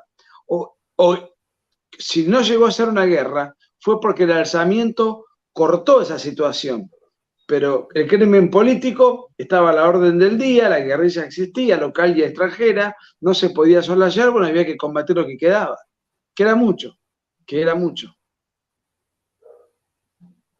Claro, no, sí, es una cuestión bastante interesante y justamente había un tipo y que le voy a responder. Yo no bloqueo, usualmente yo no bloqueo en este canal, dejo que digan lo que quieran. Y entonces, mire lo que aparece, dice Cristian Julio, sí. Vergüenza y antipatria, o sea, nos está diciendo a los militares, a la gente que apoyó el pronunciamiento militar, o sea, todo el pueblo, porque era el pueblo, más del 60% apoyó todo esto. Vergüenza y antipatria que los propios militares rompieran las actas de independencia, o sea, se refiere a que, según esta persona, los militares rompieron la Constitución y hicieron un golpe a Allende. Pero parece Bueno, que le aconsejo que vea el directo entero. Bueno, lo que dice Cristian Julio es una sonora imbecilidad, porque no se violó ninguna constitución el 11 de septiembre porque la constitución no funcionaba. O sea, no había instituciones, no había leyes. O sea, Allende gobernaba por fuera de la ley, no lo digo yo. Vuelvo a repetir, perdón que sea reiterativo. Lo dijo la Corte Suprema de Justicia, sí, la Cámara de Diputados, la Cámara de Senadores y lo dijo la Contraloría. Allende era un presidente que gobernaba por fuera de la ley, más aún. Yo transcribo en el libro un diálogo entre Allende, un intercambio entre sentencias judiciales de la Corte Suprema y lo que responde Allende por cadena nacional diciéndole a la Corte Suprema: nosotros vamos a aceptar los fallos de la Corte en tanto y en cuanto los fallos de la Corte se ajusten a la Revolución Comunista. O sea, él no le decía a la Corte que los fallos se tienen que ajustar a derecho, a la Constitución y a la ley, sino a la revolución que obraba por fuera de la ley. Entonces, lo que hicieron los militares no fue romper la ley, el Estado de Derecho y la Constitución, porque no regía ni la ley, ni el Estado de Derecho, ni la Constitución. Lo que hicieron los militares fue no violar el Estado de Derecho, que no existía, sino tratar de recomponer el Estado de desecho con el cual Allende... Claro. En el cual Allende sumergió a Chile. Una respuesta bastante fácil ante una afirmación bastante tonta. Esa es la cuestión, estimado Nicolás, está lleno de este tipo de gente. A ver, ¿qué dice? Bueno, a ver, esto sucede porque Allende y la UP no prosperó. Este diálogo lo podemos tener porque Allende y la UP no prosperó. Si no, fíjense y el Che Guevara le dice a Allende, perdón que sea reiterativo, pero muchos se suman después, le dice, Salvador Allende, en el libro que le dedica, quien con otros métodos quiere llegar a los mismos fines que nosotros, que era un totalitarismo comunista. ¿Existe en Cuba libertad para discutir estos temas por Internet? Si en Cuba existe intranet, todo está controlado por el espionaje cubano. No se puede salir a la calle a protestar. No se puede mantener diálogo ni hablar mal del gobierno porque enseguida te van a buscar a tu casa porque te capturan el IP o la aplicación o tu celular. Todo medido. Celulares que además tienen cargas que se las hacen los parientes cubanos que viven en Miami. Entonces, este diálogo y esta tontería que puso este muchacho sin pagar ninguna represalia por ello, la puede hacer y yo le puedo contestar porque la UP no llegó a sus objetivos finales. Gracias a que los militares el 11 de septiembre operaran impulsados por las instituciones de Chile, que, insisto, eran la Contraloría, la Cámara de Diputados, la Cámara de Senadores y la Corte Suprema, y abortaran el proceso comunista vigente. Y quiero aclarar una cosa, acá no se trata de una discusión entre dictadores versus demócratas, no, porque no apoyar el 11 de septiembre implica apoyar una dictadura vigente. Había una dictadura en Chile. Si vos no apoyás el 11 de septiembre, estás apoyando el continuismo de esa dictadura. Entonces no es una discusión entre demócratas versus autoritarios, no, de ninguna manera. Porque eso equivale a atribuirle al gobierno de Allende un rango tolerante que no tuvo, y republicano que no tuvo, y democrático que no tuvo, porque ni siquiera podemos atribuir a las elecciones chilenas legitimidad, siendo que se comprobó que hubo fraude y que además la perdieron, ¿no? Me refiero a la de marzo del 73. Claro. Mire, para responderle una pregunta, o sea, una cuestión a Seba, dice Viejo Historia puede hablar sobre los socialistas de Patria y Libertad. No, no eran socialistas, eran nacionalistas, ¿ya? Olvidémonos la cuestión, claro, no, olvidémonos la cuestión económica, si eran corporativistas, lo que importa es que eran anticomunistas y estaban a la derecha. Eran los grupos de choque que tenía la derecha para defenderse de los ataques de los terroristas, de la extrema izquierda, de los antifas de la época, junto también al comando Rolando Matus, que era parte del Partido Nacional. Eso es lo que quería decir. Pero quiero aclarar una cosa, si me permitís. Adelante. Estos grupos son grupos de autodefensa. ¿Sí? Y surgieron no promovidos por sí mismos, sino porque, como el gobierno de Allende impedía que las resoluciones de las sentencias judiciales de las expropiaciones a punta de pistola llevadas adelante por los terroristas del MIR y otros, las expropiaciones en masa. Mira, Allende desatendió 7.000 sentencias judiciales que ordenaban reponer las tierras e inmuebles a sus dueños. Entonces, todo el mundo tenía miedo de que la guerrilla y el terrorismo te quitara tu campo, tu casa, tu propiedad, etcétera, etcétera. Entonces, ¿qué hicieron? Ciudadanos se armaron en conjunto, en barrios o en determinados lugares, para autoprotegerse, ya que no contamos con la protección de los carabineros que están aplastados y maniatados por el poder, que no se cumplen las sentencias judiciales, no tenemos quien nos defienda, no tenemos a quién recurrir, nosotros mismos nos armamos y armamos nuestras propias estructuras. Pero el grupo de autodefensa no es que eran grupos así oprobiosos que por sí mismos se armaron contra el comunismo, no, eran grupos que ante la ausencia de Estado, ante las injusticias del terrorismo que obraba apañado por el Estado, surgieron los grupos de autodefensa como una reacción natural de instinto de preservación.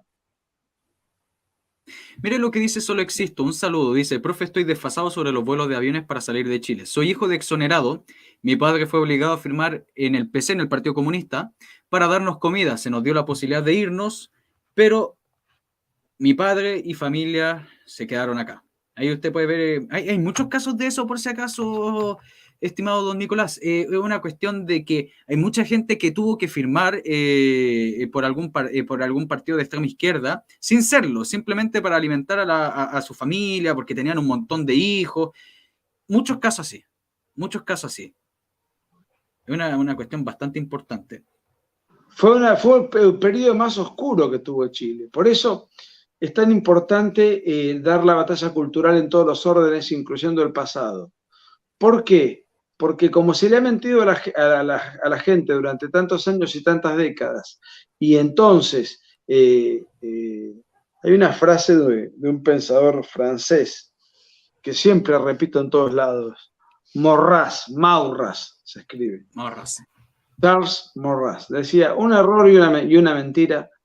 Un error y una mentira que no nos hemos tomado el trabajo de desenmascarar se han ido constituyendo poco a poco en la autoridad de lo verdadero. Un error y una mentira que no nos hemos tomado el trabajo de desenmascarar se han ido construyendo poco a poco en la autoridad de lo verdadero. Y hay un poco de autocrítica en ese mensaje, porque él dice: no nos hemos tomado el trabajo de desenmascarar. Entonces, mientras la izquierda machacaba y mentía sobre el pasado y escribía libros y hacía documentales y adoctrinaba en los libros de texto y tergiversaba la historia, la derecha no reaccionó. Sí, mostraba logros de la economía de mercado, carpetas de Excel, cuadros con muchos gráficos, mirando la evolución de la economía, pero la cultura es fundamental, porque si vos perdés la batalla cultural, también perdés la batalla económica. Entonces, dentro de la batalla integral cultural está la batalla por el pasado. Entonces, si no te ocupás de disputarle a la izquierda al pasado, pasan los años, las nuevas generaciones no conocen de qué se trató todo esto y terminan votando nuevamente por el Partido Socialista, por el Partido Comunista y por un energúmeno como Boric. O sea, insólito. ¿Por qué razón? Porque la izquierda se ocupó durante años de ocultar sus miserias, satanizar a sus enemigos, falsificar los hechos, distorsionarlos, desnaturalizarlos, descontextualizarlos. Y después las nuevas generaciones creen en aquello que han mamado durante años y finalmente terminan volviendo 50 años después, retrocediendo por una banda de energúmenos que, dicho sea de paso, estoy muy entusiasmado porque creo que en septiembre, si se moviliza la gente con sentido común y hay una buena militancia, le pueden dar un golpe fulminante a este gobierno maldito, improvisado, de gente no profesional, no capacitada, que ya está llevando adelante un proceso constituyente vergonzoso, ecofeminista, animalista, pretende darle poder plurinacional a cualquier comunidad que se diga aborigen. O sea, están destrozando Chile. Si salen con la suya, los 40 años de esplendor de Chile, que hoy es el país más próspero de América Latina, va a caer en muy poco tiempo en un país insignificante, miserable. Se van a dividir las capitales, se va a desfinanciar, o sea, llevó 40 años que Chile sea el mejor país de América Latina. Que sea un país ínfimo y miserable lleva un año. O sea, hacer las cosas bien lleva mucho tiempo, hacerlas mal, destruirlas, es un ratito. Entonces, yo veo encuestas y todas aparentemente van en el sentido del triunfo del no. Y quiero aclarar que no se dejen engañar por las mentiras de la UDI y la Renovación Nacional, que han sido unos miserables y han sido los culpables de que Chile esté en esta encrucijada en la cual está. Hay que votar por el no. Esa es la única salvación. A ver, voy a citar, mirá, a un filósofo. Un viejo tenista argentino, que en la década del 70 tuvo mucho éxito, porque ganó copas y qué sé yo, era un héroe en su tiempo, se llama Guillermo Vilas. Una vez escuché de él una frase que me pareció filosófica. Dijo, si vos jugás al tenis y le pegás con el mango y ganás, seguí pegándole con el mango. Si vos tenés una constitución, aunque pegarle con el mango no sea la mejor técnica esto funciona, gano con esto, vamos para adelante. La Constitución de Chile, más allá de que hubo reformas, sobre todo en los tiempos de Lagos, lo esencial de la Constitución del 80 no fue modificado. La libertad, el derecho de propiedad, la libre empresa, la apertura del mundo, etcétera, etcétera. Para que haya inversiones, la previsibilidad jurídica, todo lo esencial. Entonces, por supuesto que la Constitución actual podrá tener aspectos que uno pueda cuestionar, que sean perfectibles. Pero si con esta Constitución, mantenida en el tiempo, más allá de reformas sobre asuntos accidentales y no esenciales, hemos llegado a ser el mejor país del continente, después de Estados Unidos y Canadá, sigamos con esta Constitución. ¿Para qué la vamos a cambiar?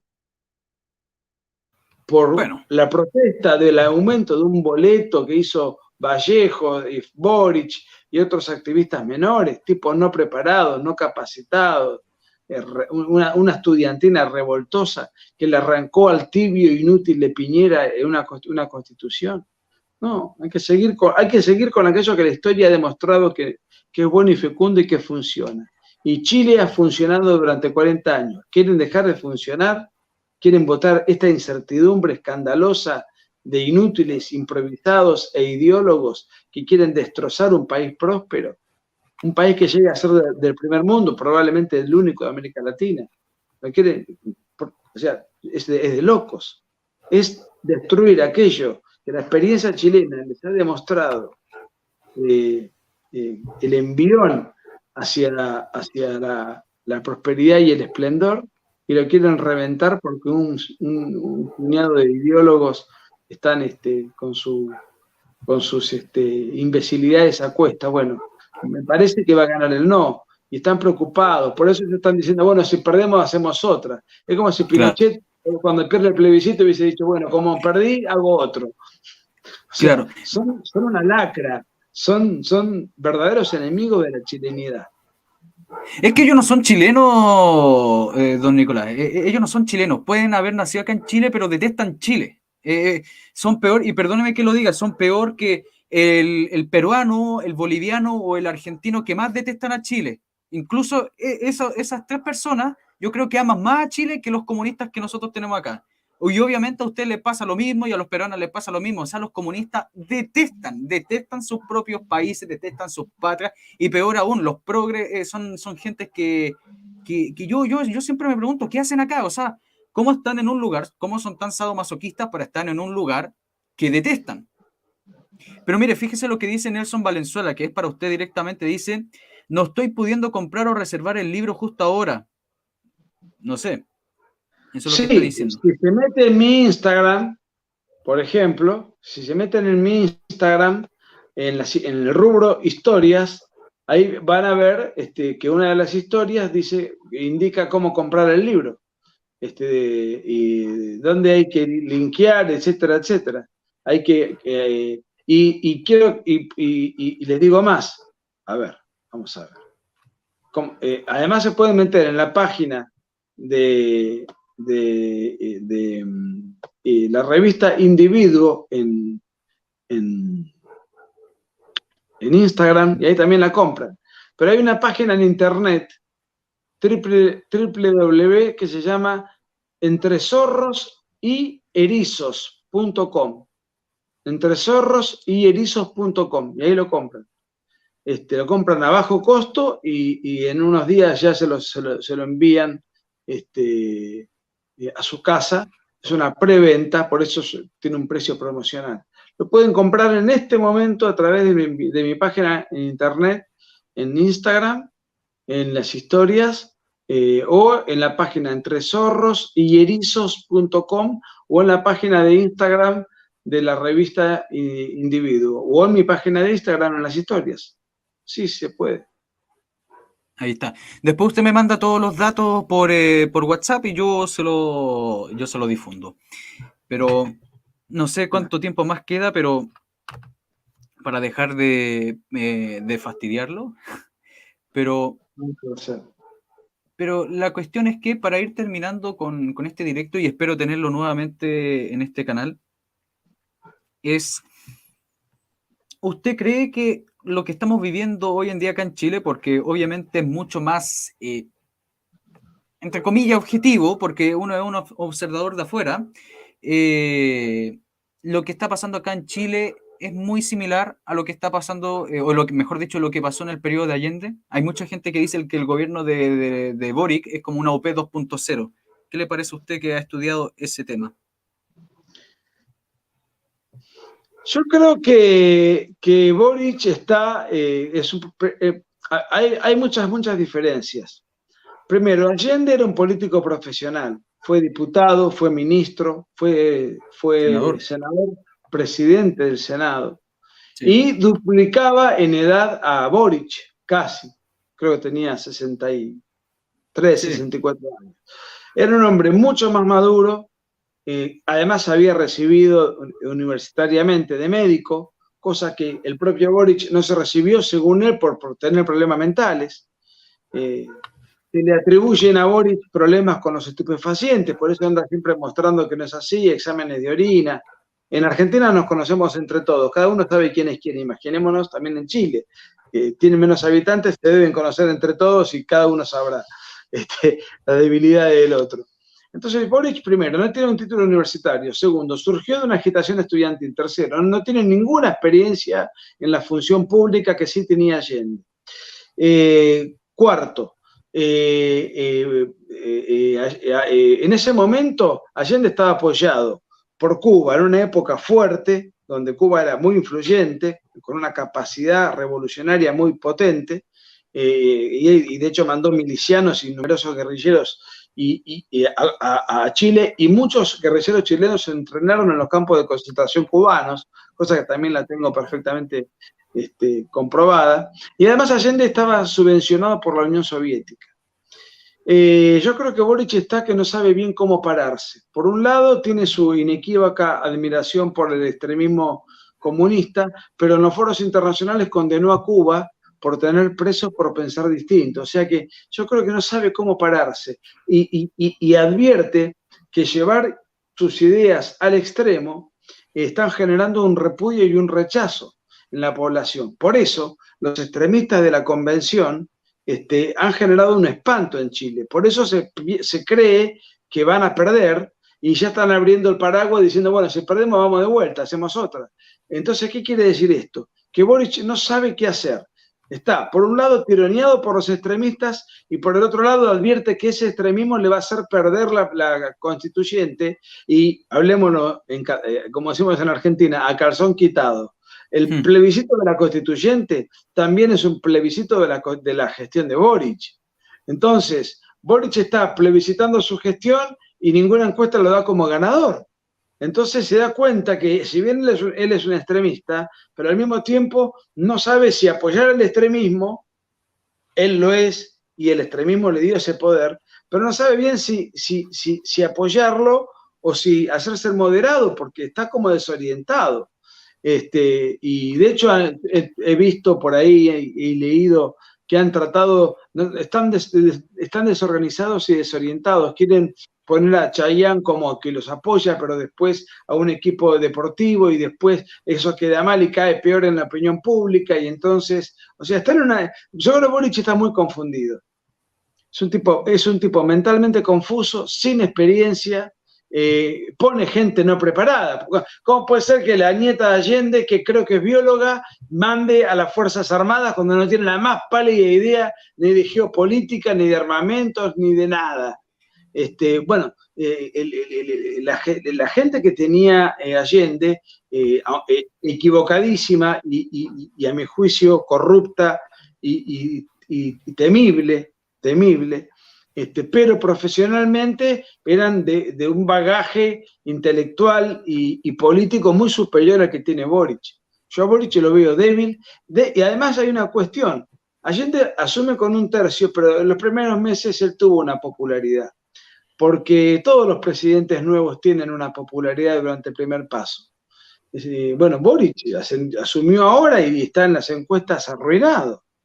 Y si lo arruinan encima en la constituyente, ¿cómo sigue gobernando? Destartalado, debilitado, acosado por las elecciones de septiembre, no sabiendo si radicalizarse o si moderarse, porque no sabe para dónde disparar, porque se siente en minoría. Yo creo que el propio Boric no sabe para dónde salir. Entonces, al no saber yo cuál es la estrategia de Boric, que se equivocan, que van, que vienen, borró el tuit que tenía con Chayanne, o sea, ellos mismos no saben cómo posicionarse ante el escenario que les toca transitar. Así que, no, yo creo que el gobierno de Allende fue un gobierno horroroso, pero que tenía políticos profesionales, empezando por Allende. Lo que les falló fue la teoría, la doctrina. Allende no tenía capacidad de liderazgo, hubo muchas cosas, pero te dice grande Allende, ningún fallo más podrá enlodarlo. No, sino no se trata de enlodarlo, es él solo se enlodó, escapando de sí mismo, escapando de su fracaso y escapando de su responsabilidad, pegándose un tiro como un cobarde. O sea, no hay que enlodarlo, basta con conocerlo un poquito en su accionar y nada más. Mire, don Nicolás, yo tengo, o sea, hay elementos, porque yo discrepo un poco con algunas personas con respecto a que esto sea la Unidad Popular 2.0. Una de las cosas que usted dice, claro, estos políticos que habían en esta época eran, aunque eran unos canallas, eran unos granujas, una escoria, eran políticos con clase. O sea, perdone que lo diga así, o sea, uno no puede comparar a, no sé, pues, a estos pelotudos del Frente Amplio con un Volodya Teitelbaum, con un Carlos Altamirano, tipos, pero con una inteligencia superior. Eran degenerados, eran malos, pero eran sumamente inteligentes esos tipos. Eran cuadros políticos. El Claro. propio Allende, insisto, tenía un título universitario que no consiguió Boric. Fue ministro, fue diputado, fue senador y llegó siendo ya un hombre maduro a presidente. Pésimo líder. Hizo un desastre de Chile. Pero tenía toda una trayectoria. ¿Boric qué era? ¿Qué? Un agitador callejero. Y de ahí va a la casa, al Palacio de la Moneda. No tiene la menor idea dónde está parado. Ni él ni los que tiene al lado. Están todos desconcertados. Y encima, si pierden la constituyente, ellos están plebiscitando su gobierno. ¿Qué hacen? Siguen con el ecofeminismo, con las leyes de cupo, con el lobby LGBT instaurado en la Constitución, con darle a cada pueblo un poder. Porque además hay un problema. Allende quería una dictadura. O sea, él ser el factotum. Pero si la constituyente quiere que cada comunidad tenga su propia normativa y hacer una cosa tipo a la boliviana, él mismo pierde poder, porque cada comunidad es autónoma. O sea que es un problema y un dilema para el propio Boric, porque la izquierda actual no es la izquierda del siglo XX, que es donde estas estupideces no estaban a la orden del día. Hablar el lenguaje inclusivo, estas imbecilidades no existían. Había otras imbecilidades, pero no estas.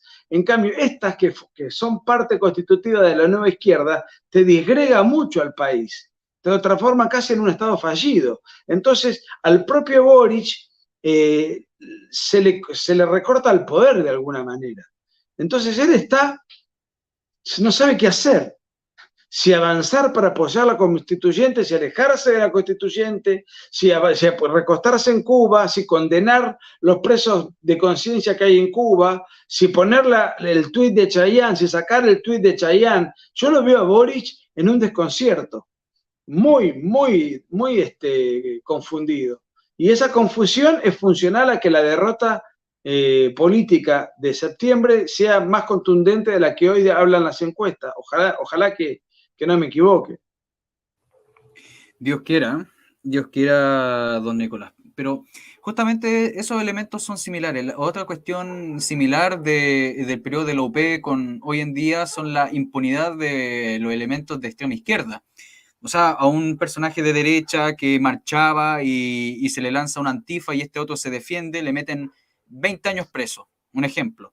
En cambio, estos elementos de extrema izquierda, los delincuentes, personajes vinculados a la extrema izquierda, salen libres. O sea, existe esa misma impunidad que existía en el periodo de Allende y garantizado por el gobierno. Y lo mismo pasaba con los carabineros. La gente no sabe eso, solamente la gente de la época sabe eso, que no les permitían usar directamente sus armas contra los manifestantes de extrema izquierda. Eso sí que sí podían usarla, o sea, obviamente no la atacan directamente, contra las manifestaciones de derecha que generalmente siempre no terminaban en disturbios. En cambio, las manifestaciones de extrema izquierda, por eso yo recomiendo mucho el canal de Lobo Patriota Libertario,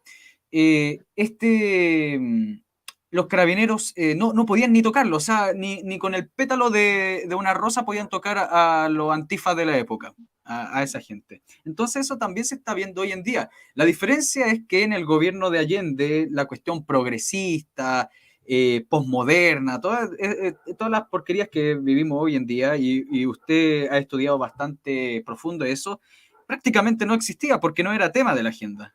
El tema de la agenda era la revolución. No existían y pongo un ejemplo. En China, hoy que está el género, en China la homosexualidad era castigada con pena de castración, delito que recién se levantó en 1997.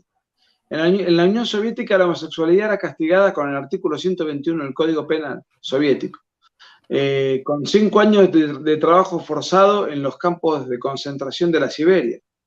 En Cuba, la homosexualidad era tipificada bajo la denominación conducta impropia, ese era el delito. Hay una película, un documental incluso al respecto, que está en YouTube, del castigo a los homosexuales en Cuba. Y recién en el año 2010 Fidel Castro pide disculpas, porque la izquierda al perder la Guerra Fría contra el capitalismo, tiene que reinventarse, entonces genera otro tipo de conflictos y trata de destruir nuestra civilización a través de otras herramientas. Entonces, esas mismas herramientas son las que se pretenden implantar en la Constitución de Chile. Y eso va destinado al fracaso rotundo, al fracaso de Chile. Porque el problema que tiene Chile hoy no es Boric. Boric es un imbécil que durará 4 años. Un mal presidente. Dios quiere, y que sea menos también. Bueno, un mal presidente como tantos, digamos, pero si se conserva la institucionalidad, se conserva la Constitución, se conserva la propiedad, se conserva la seguridad jurídica, la independencia judicial, las libertades individuales, y Chile va a seguir prosperando, más allá de Boric, a pesar de Boric. Boric será una mala noticia pasajera, pero si se cambia la Constitución, ahí sí Chile corre el riesgo grave de caer en el ostracismo. Y el ostracismo significa bajar brutalmente al empobrecimiento sistemático y generalizado y convertirse en un país en donde no haya que comer, donde haya inflación, donde haya mercado negro, desabastecimiento, desempleo, desinversión, atraso, exilio de gente que se va a otros países a vivir porque en su país no puede prosperar, como le pasa a Venezuela. Si la Constitución que se está forjando triunfa en la aprobación, en el plebiscito, Chile corre ese riesgo. Si triunfa el no, Chile se salva. Chile se está jugando el pellejo, no un presidente, el otro, aquel, no. Se está jugando los 40 años de prosperidad inequívoca que ha deslumbrado al mundo y que le ha permitido tener un 8% de pobreza. La Argentina, con todas las riquezas que tiene 50% de pobreza. Chile el 8%. Fíjense lo bien que les ha ido con esta Constitución, aún con sus reformas colaterales. Entonces, como decía Guillermo Vilas, si le pegás con el mango y te va bien, seguí pegándole con el mango. Yo entiendo que algún constitucionalista pueda decir esto se puede cambiar, esto sí, esto podría ser mejor, pero muchachos, está funcionando, no cambiemos nada, sigamos aún con las imperfecciones del caso, no le entreguemos a la izquierda la posibilidad de abrirle la puerta al cambio constitucional, porque nos va a destrozar, nos va a reventar, nos va a tirar al cadalso. Entonces, mantengamos fuertemente el no. Eso es lo que yo espero que ocurra. Y es lo que voy a decir cuando vaya a presentar mi libro entre el 10 y el 14 en Chile. Seguramente me van a preguntar estos temas y yo voy a hacer campaña. Voy a decir, hay que actuar con prisa y sin pausa en todos los ambientes y llevar a la gente a votar para que el no se imponga de manera categórica, contundente y le dé una paliza y un baño de realidad a Boric y la infeliz comparsa que lo secunda. Dios quiera, don Nicolás. Para ir finalizando, yo siempre agradeciendo su presencia. Muchas gracias por estar acá. Gracias a vos por permitirme difundir el libro. Muchas gracias. Claro, yo voy a hacer como dicen los ciúticos hoy en día, voy a hacer un llamado. Yo le digo a la gente, inviertan en material, inviertan en documentos, inviertan en historia. Compren el libro de don Nicolás Márquez. No anden con esta cuestión de que no me alcanza y prefieren estar comprando papas fritas o cuestiones absurdas. Compren este material histórico inédito. O si no quieren que Gabriel Salazar, Sergio Grez y todo esto, o Baradit sigan con su panfleteo político, enseñándole a los niños que Salvador Allende era un héroe y los militares literalmente eran demonios en la tierra. No, compren ese libro, yo voy a difundirlo por toda la comunidad de YouTube, dónde pueden comprarlo, cuándo pueden comprarlo, cuándo se va a presentar don Nicolás acá en Chile. Y todo eso, por favor, háganme caso. Ustedes tienen confianza de lo que yo le entrego en historia, confíen en lo que le estoy diciendo. Compren el libro. Sé, como dice un youtuber de su país, sé que le va a encantar. Muchas gracias. Insisto, en mi Instagram lo van a ver y ahí están fácilmente el modo para comprar el libro, tanto en el feed como en las historias, y además en la revista Individuo, que es la revista que edita el libro, o en la página que por acá tengo, bueno, no importa, ya con eso, la página Entre Zorros y Erizos.com. Entonces, lo van a comprar a un precio más bajo que el de mercado. El libro sale dentro de una semana. Se lo van a llevar a su casa y lo van a poder empezar a leer. Es muy ágil, está escrito en un tono muy ágil, muy brutal en cuanto a la narrativa, muy beligerante, muy vehemente, burlón por momentos irónico. Y son 220 páginas, no es un ladrillazo que te asusta, ¿no? Es algo que se lee en cualquier ambiente, en cualquier lugar y se va avanzando con facilidad. Y ya tengo el aval, que me da un orgullo, de los notables elogios que me dio Hermógenes Pérez de Arce. Entonces, eso me da tranquilidad. Cuando yo vaya a Chile ahora, ojalá pueda enfrentarme a la prensa progre, porque estoy preparado para disputarles sus argumentos. No sé si conoce la prensa chilena, pero la prensa chilena, por lo menos ustedes tienen cierta diversidad, porque yo he visto, yo sigo mucho la cuestión argentina, por lo menos allá en Argentina hay más periodistas, bueno, no de izquierda, pero tampoco estoy diciendo que sean de derecha, pero por lo menos hay una cierta diversidad. Acá prácticamente todos son comunistas. Mire lo que dice Jimena Maturana. ¿Cuándo y dónde presentará su libro don Nicolás Márquez? Su libro. Va a haber muchas presentaciones.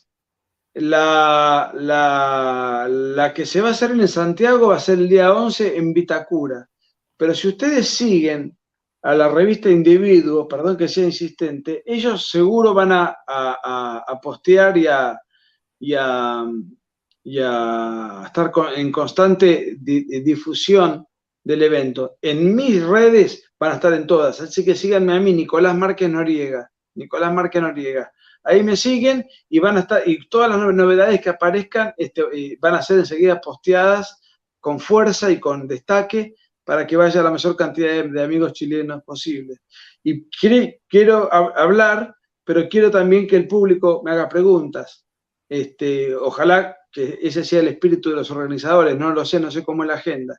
No tengo ningún problema en someterme a cualquier coloquio porque estoy muy tranquilo y muy seguro de lo que hice.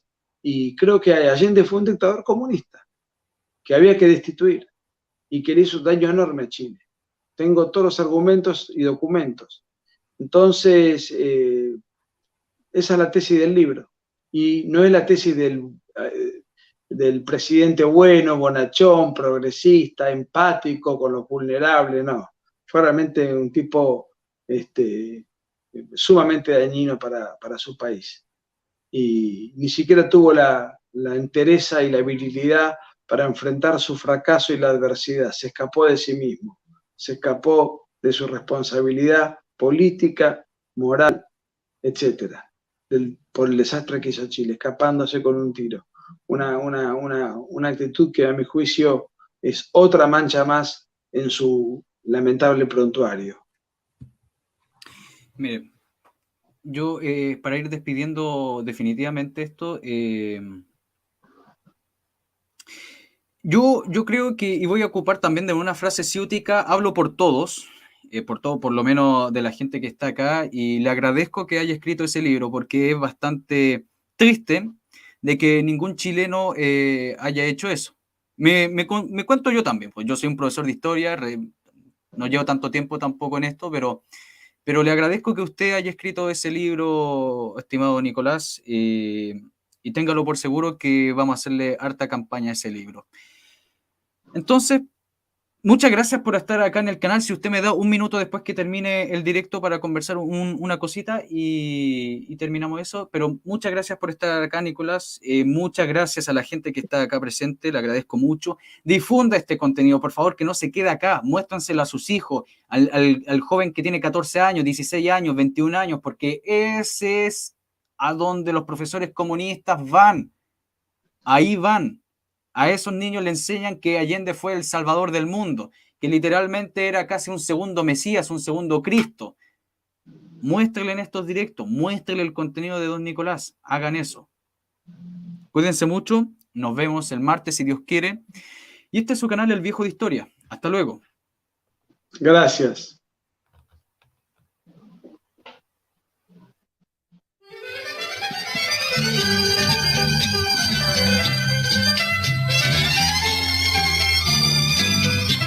Él tiene el país en quiebra, mejor es no hablar del cobre. La gente cocina piedras y eso que se llama Salvador. La patria se ha puesto luto.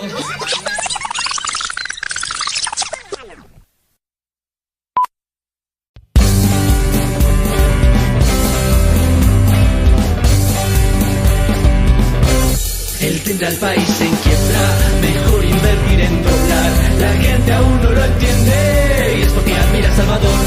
La patria hoy mira y tiembla, se irán al mercado negro. La inflación es el luto y es porque admira a Salvador. La prepotencia del FA, la conversión es un club y el maquillaje antifa nos tienen sin ver la luz. Al pueblo él engañó, la mentira se trancó, impuestos serán puros. Esta es su revolución. El fracaso es proyectable, no habrán medicamentos, tendrán hambre toda la gente. Es porque admira a Salvador. Sumarán no más cesantes, gobernar al ignorante, engañar con grandes plantes. Y es porque admira a Salvador. La prepotencia del FA, la conversión es un club y el maquillaje antifa nos tienen sin ver la luz. Al pueblo él engañó, la mentira se trancó, impuestos serán puros, esta es su revolución. El fracaso es proyectable, no habrán medicamentos, tendrán hambre toda la gente, es porque admira a Salvador. La democracia cristiana de nuevo vendió la patria, volvió a subir al